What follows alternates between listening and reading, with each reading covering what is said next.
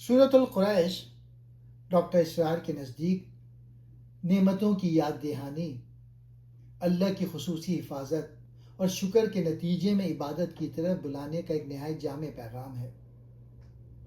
یہ سورۃ الفیل کے بعد فوراً آتی ہے اور دونوں صورتیں مل کر ایک ہی مضمون مکمل کرتی ہیں۔ اللہ نے قریش کو بچایا، اب ان پر لازم ہے کہ وہ اسی رب کی عبادت کریں۔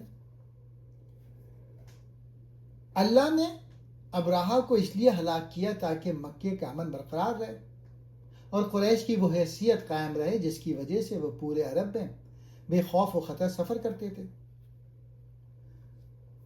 2 تجارتی سفر انہیں مانوس کر دیا سردی اور گرمی کے سفروں سے۔ ڈاکٹر صاحب اس کی وضاحت میں بتاتے ہیں کہ مکہ ایک بنجر وادی تھی جہاں کھیتی باڑی ممکن نہ تھی۔ قریش کی معیشت کا دار و مدار تجارت پہ تھا۔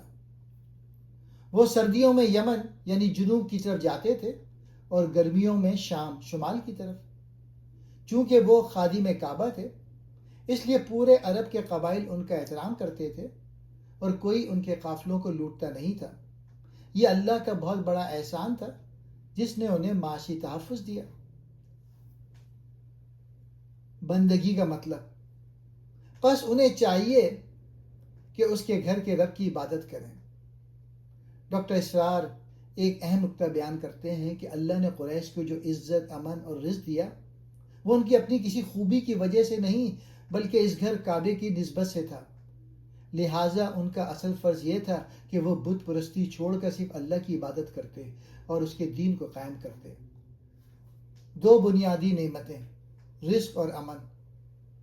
سورت کے آخر میں اللہ نے اپنی 2 عظیم نعمتوں کا ذکر فرمایا جس نے انہیں بھوک میں کھانا کھلایا، یعنی بنجر زمین کے باوجود انہیں خوشحال کیا، اور انہیں خوف سے امن دیا، یعنی دشمنوں کے حملے اور راستوں کی ڈکیتیوں سے محفوظ رکھا۔ ڈاکٹر اسرار اس سورت کو نعمتوں کی یاد دہانی اور عبادت کی دعوت کہتے ہیں۔